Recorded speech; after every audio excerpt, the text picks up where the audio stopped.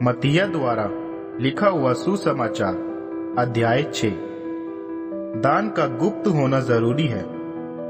ध्यान रहे कि तुम लोगों की प्रशंसा पाने के उद्देश्य से धर्म के काम ना करो, अन्यथा तुम्हें तुम्हारे स्वर्गीय पिता से कोई भी प्रतिफल प्राप्त ना होगा। जब तुम दान दो तब इसका ढिंढोरा ना पीटो, जैसा पाखंडी यहूदी सभागृहों तथा सड़कों पर किया करते हैं कि वे मनुष्य द्वारा सम्मानित किए जाए।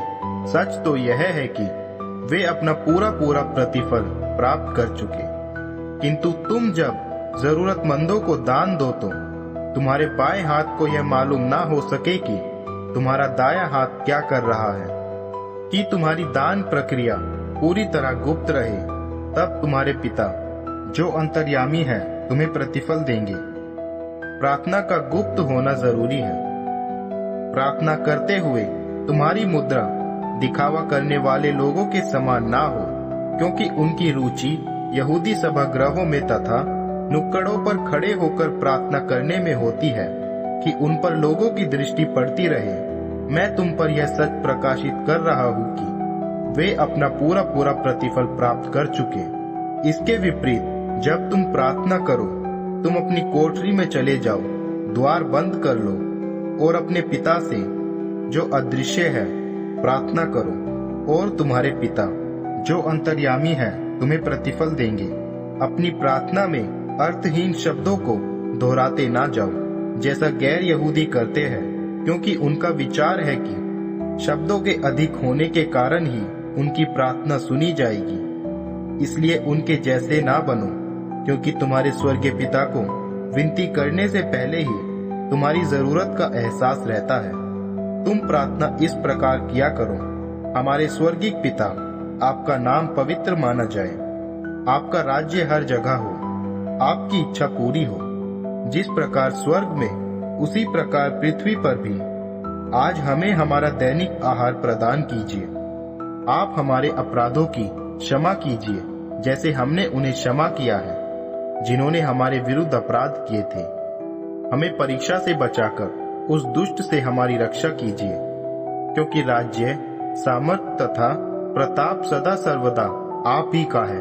आमीन। यदि तुम दूसरों को उनके अपराधों के लिए क्षमा करते हो तो तुम्हारे स्वर्गीय पिता भी तुम्हें क्षमा करेंगे।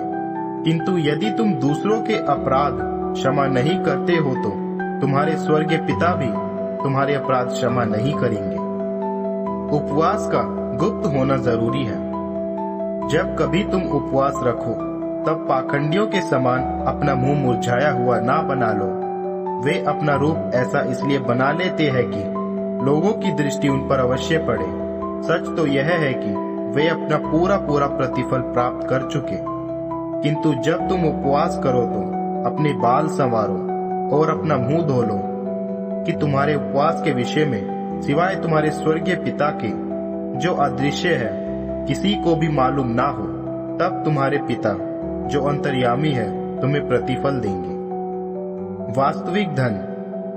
पृथ्वी पर अपने लिए धन इकट्ठा ना करो, जहाँ कीट पतंगे तथा जंग उसे नाश करते तथा चोर सेंध लगाकर चुराते हैं। परंतु धन स्वर्ग में जमा करो, जहाँ ना तो कीट पतंगे या जंग नाश करते और ना ही चोर सेंध लगाकर चुराते हैं, क्योंकि जहाँ तुम्हारा धन है वहीं तुम्हारा मन भी होगा। शरीर का दीपक आंख है, इसलिए यदि तुम्हारी आंख निरोगी है तुम्हारा सारा शरीर उजियाला होगा। यदि तुम्हारी आंख रोगी है तुम्हारा सारा शरीर अंधकार में हो जाएगा। वह उजियाला जो तुम में है, यदि वह अंधकार है तो कितना गहन होगा वह अंधकार। कोई भी व्यक्ति दो स्वामियों की सेवा नहीं कर सकता, क्योंकि वह एक को तुच्छ मानकर दूसरे के प्रति समर्पित रहेगा, या एक को सम्मान करते हुए दूसरे को तुच्छ जानेगा। तुम परमेश्वर और धन दोनों की सेवा कर ही नहीं सकते। परमेश्वर का प्रबंध ही विश्वास योग्य है। यही कारण है कि मैं तुमसे कहता हूँ कि अपने जीवन के विषय में चिंता ना करो कि तुम क्या खाओगे और क्या पियोगे, और ना ही शरीर के विषय में कि क्या पहनोगे। क्या जीवन आहार से और शरीर वस्त्रों से अधिक कीमती नहीं? पक्षियों की ओर ध्यान दो, वे ना तो बीज बोते हैं और ना ही खलियान में उपज इकट्ठा करते हैं, फिर भी तुम्हारे स्वर्गीय पिता उनका भरण पोषण करते हैं। क्या तुम उनसे कहीं ज्यादा मूल्यवान नहीं? और तुम में ऐसा कौन है जो चिंता द्वारा अपनी आयु में एक क्षण की भी वृद्धि कर सकता है? और वस्त्र तुम्हारी चिंता का विषय क्यों? मैदान के फूलों का ध्यान तो करो कि वे कैसे खिलते हैं। वे ना तो परिश्रम करते हैं और ना ही वस्त्र निर्माण। फिर भी मैं तुमसे कहता हूँ कि शलोमोन की वेशभूषा का ऐश्वर्य किसी भी दृष्टि से इनके तुल्य नहीं था।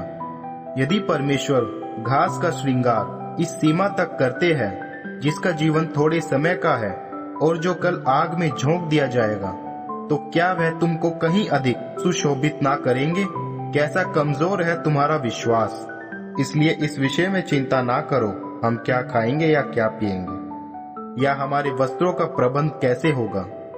गैर यहूदी ही इन वस्तुओं के लिए कोशिश करते रहते हैं। तुम्हारे स्वर्गीय पिता को यह मालूम है कि तुम्हें इन सब की जरूरत है। सबसे पहले परमेश्वर के राज्य की और उनकी धार्मिकता की खोज करो, और ये सभी वस्तुएं तुम्हें दी जाएंगी।